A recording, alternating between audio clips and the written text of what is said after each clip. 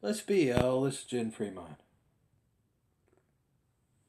I am sitting here sipping my tea after that last video, and I had made a list of all the stuff that I want to do videos on.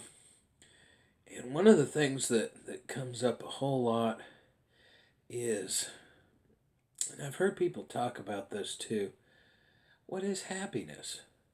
We take for granted that we know what happiness is, but I've come to the conclusion I don't really know. Is it just contentment? What is it? I mean, like take tonight. I am, lying in bed here, sipping on some tea. I got my kombucha stuff working in the other room. I got to put the sugar in there and put the tea in there. Let that steep overnight. And I got the doors open. It's a nice night. About 70 degrees outside. The hood is alive though with the sirens and the police helicopter and the trains and everything. So, but you know, doesn't seem to be affecting me too bad. Nobody's shooting at me, so I'm doing good. There are a few shots off in the distance, but at least they're not shooting at me. So, what I used to think, this was my kind of my motto for a long time. I want to get off. I want to get high and be happy. And I equated getting off in some manner, getting high in some manner, that I would be happy. And I don't know that I ever was, quote, happy. It was just that I was calm enough now after that the world did not seem like such a weird place. It did not seem so scary or anything like that. And I have had to consider what is happiness now. Um, a lot of times I will think, I sit down and I take a bite of my meal that I have cooked, and I think, well, that's happiness there because I'm content with the outcome of it. It tastes wonderful. Most of the time, I can just go, oh yeah, that's good. Sometimes it's like, well, that's not bad, but I'll try something different next time. But most of the time, it's pretty damn good. My baking skills, on the other hand, it's about a 50-50 shot that when I bake will be edible.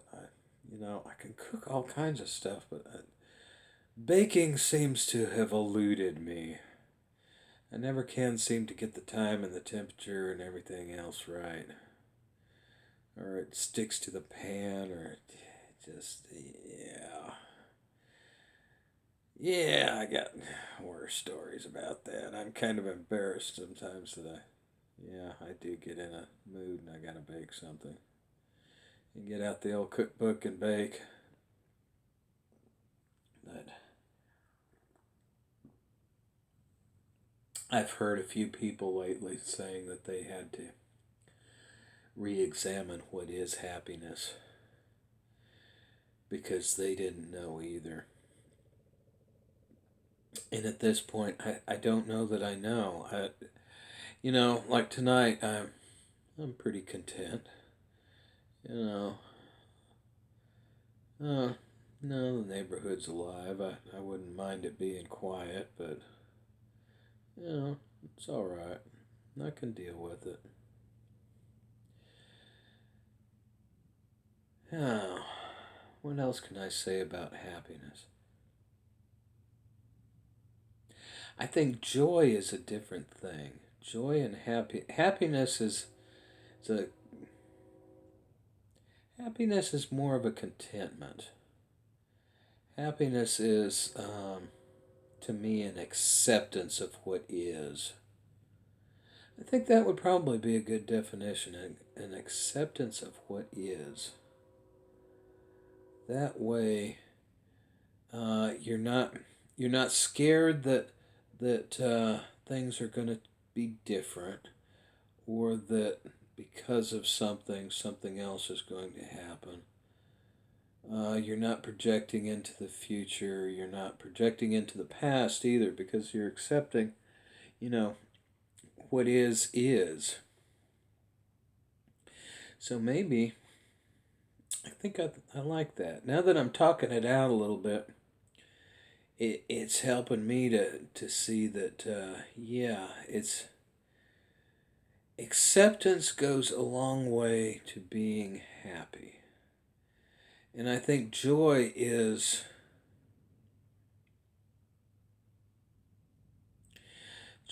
more an overflowing of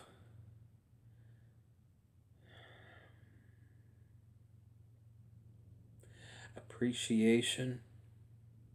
I think that would be a good thing, because, um, you're joyous that, something is happening.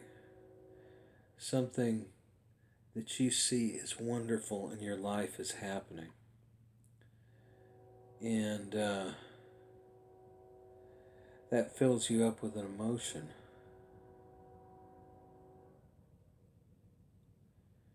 And I think that's different than just accepting what's happening. That's interesting, because we use those terms happy and joyous often interchangeably, and I think happiness is an acceptance of what is, and joyousness is appreciation of what is. What is in the moment. I think it could probably be what will be it. No, I think if you project into the future, joyousness,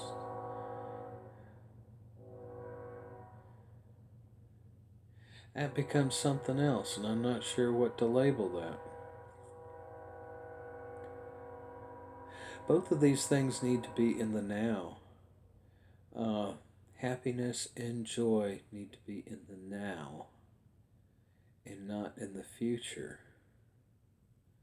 When you project them into the future,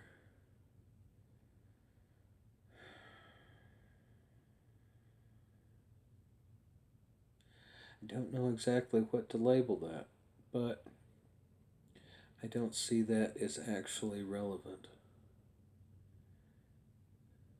Well, it's relevant to life, but I don't see that it really works. How do I explain it?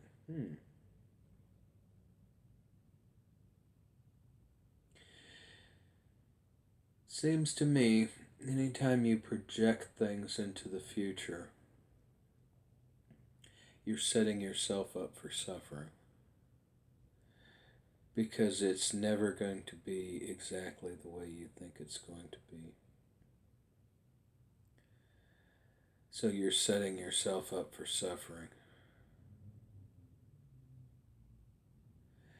Whether that thing that you're projecting into the future is a positive thing or a negative thing, it is still setting yourself up for failure. Because either way, it's never going to be exactly like you think it's going to be. And there's going to be disappointment, and there's going to be pain. So,